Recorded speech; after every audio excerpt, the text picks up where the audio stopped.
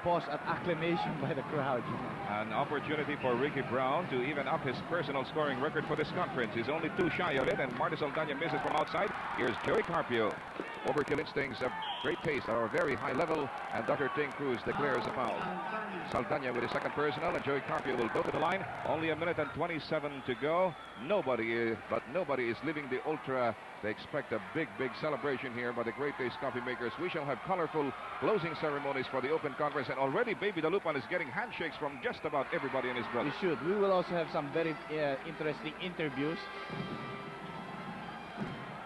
with the different players, coaches, managers, and things like that, John.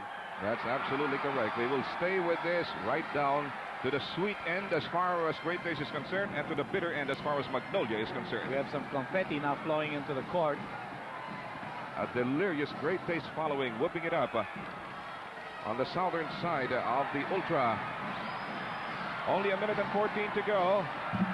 The issue has been settled. The championship has been settled. The only thing left unsettled is the final tally in Game 6. But it was not a blowout for Magnolia. It was only in the midway through the fourth quarter when the Great Taste dropped a big bomb. It was almost like a 20-2 bomb after Magnolia had taken the lead. Joey Luizaga going for a three-point shot, failing. And here's Manny Victorino. He wants a little piece of the glory, but he owns a great deal of it already.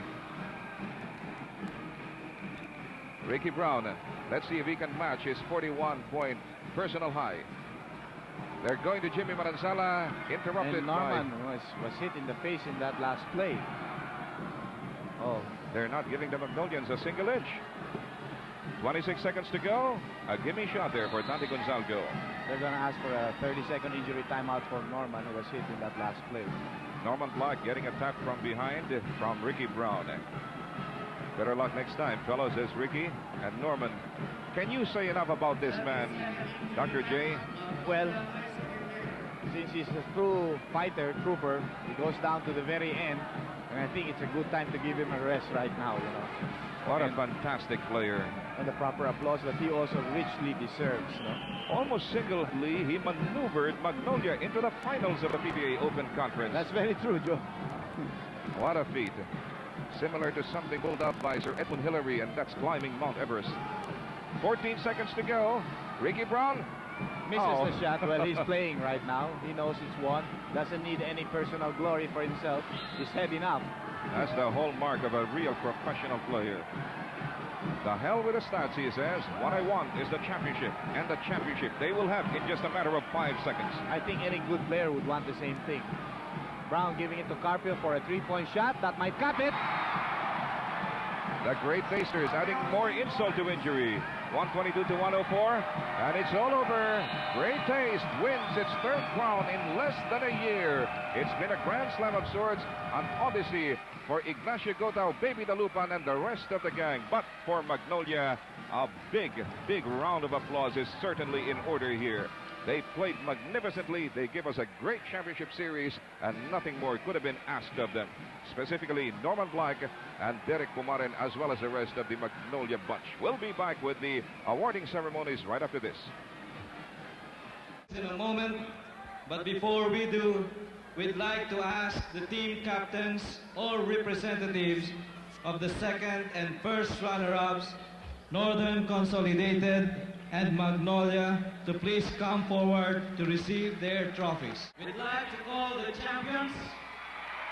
There it is. The powerhouse Great Taste Coffee Makers for winning the championship of the 1985 PBA Open Conference.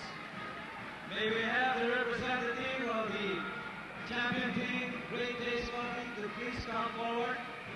And may we ask Commissioner Mariano A. Yenko Jr. and our own, very own President, Mr. Carlos Honeyboy Palanca III, to please do the honors of awarding the trophy to the Great Taste Coffee champion of the first conference 1985 PBA Open.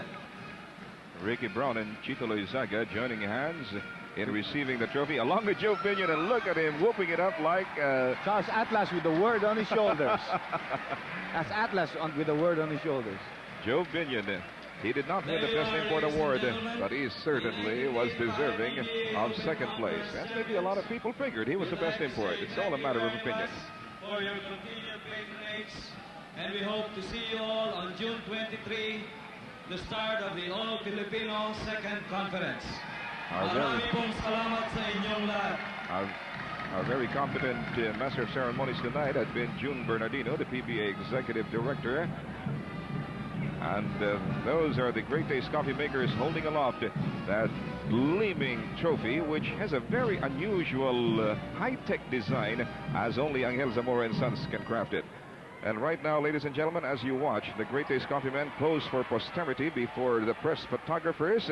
We have beside us the very debonair, the very dapper president of the Philippine Basketball Association, Mr. Honeyboy Palanca, and we would like him around here with us, along with Andrew J. Howe, for a few words. In the meantime, let's watch the Great Taste Coffee men in their moment of ecstasy.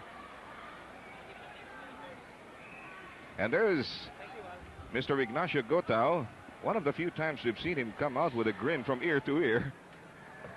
And already we have Mr. Honeyboy Palanca beside us. So, well, Mr. Palanca, it's so nice having you back with us here at the panel. And Dr. J and I would like to ask. Oh, okay, we're right here inside the dugout of the Great Taste Coffee.